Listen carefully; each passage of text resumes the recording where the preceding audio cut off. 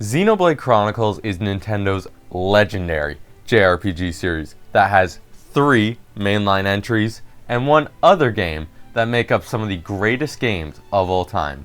But where is the series going? And what will it look like in the future? Well, come with me and let's take a look at what could be for the future of Xenoblade Chronicles. By the way, I'm Dash, remember to subscribe and let's get going. So I think I'll get started by getting the obvious out of the way. Xenoblade Chronicles X Definitive Edition is the newest Xenoblade game that we know for a fact is coming to Switch. This game looks amazing and I can't wait to play it when it comes out in March. But besides remakes, what new games could we see from Monolith and the Xenoblade series? Well, I think we will see Xenoblade someday in the far future, and I would like it if this game had the same iconic characters that we know and love from the Klaus saga, such as Rex and Shulk, although I think it's kind of unlikely because the Klaus saga is over, and I can see Monolith wanting to create new characters that will be a part of their own saga, but we'll see what happens with the Switch 2. However, what if Monolith did something so crazy it not only revived one of their old series, but made the Xenoblade series even better? Now, the series I'm talking about is of course Xenosaga. Xenosaga is a trilogy of games that Monolith Soft made back in the early to mid 2000s that fans have been wanting a remaster of for years now. The reason I bring this game up is because in Xenoblade 2, one of the blades in the game is from Xenosaga, that being Cosmos. Also, spoilers for future redeems, so click here if you don't want spoilers. 1, 2, 3, alright. So in Future Redeemed, it's believed that you can see Cosmos right here because this light perfectly ends up with Xenosaga 3's ending. So imagine this. Monolith remakes all 3 Xenosaga games for the Switch 2, everyone loves them, and then they release Xenoblade 4. Well, since I'm going all out with the idea of Xenoblade 4 being the combination of everything Xeno related, why not add Xenogears? Okay, I might be going a bit off the rails here, but can you imagine having every Xeno game on Switch in at least HD resolution? Then having those games cross over, it would be awesome. It would be like the Avengers Endgame of the Xeno games. Okay, I know. This is a lot of games Monolith would have to produce, which is why I have come up with the perfect timeline of where I would like to see all these games release.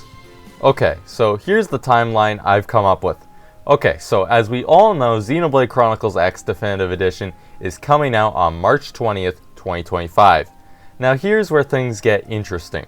Since Monolith seems like they try to put out at least one Xenoblade thing a year, in 2026 I think we could either see some new free updates or a DLC in Xenoblade X, and maybe some amiibos as well, but I don't think there will be a brand new full Xenoblade game in that year.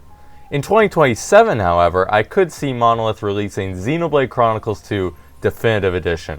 Now, for how much I love this game, it could definitely be improved upon in some areas. Voice acting. Cosmos. But I also think this game would release in December of 2027 because it would be the 10-year anniversary of the game.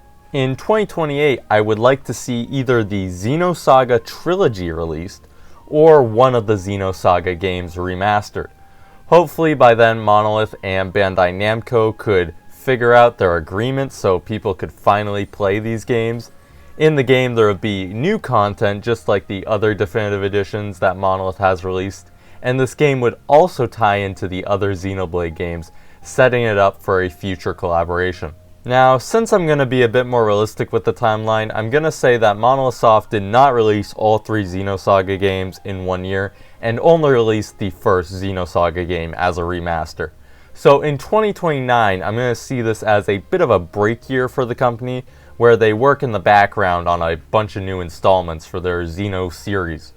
However, in 2030, I think we could see Xenosaga 2 remastered, and then in 2031, I think we could see Xenosaga 3 remastered. Then, in 2032, I think we could see a Xenogears remake, the final game series that would be a part of the massive new Xenoblade Chronicles 4. Xenogears would also consist of some new content that ties it into the bigger Xenoblade series. Then in 2033, another break year for Monolith, where they would work on their biggest project ever, Xenoblade, the Legendary Conduit. Xenoblade 4, or Xenoblade the Legendary Conduit as I'm calling it, would release in 2034, 12 years after the last brand new Xenoblade game, being Xenoblade Chronicles 3. This game would have everything you love about the Xenoblade series. Huge open worlds, all the characters you know and love from the Xenoblade games like Shulk, Rex, Cosmos, and the other guy. And it would release in July, so you would have tons of time to play it over the summer. Wow, that was a lot of games. And now, of course, this was just all speculation, but can you imagine how good the next few years would be if Monolith released all those games? Anyway, check out the video up on screen, and I will see you next time. Bye.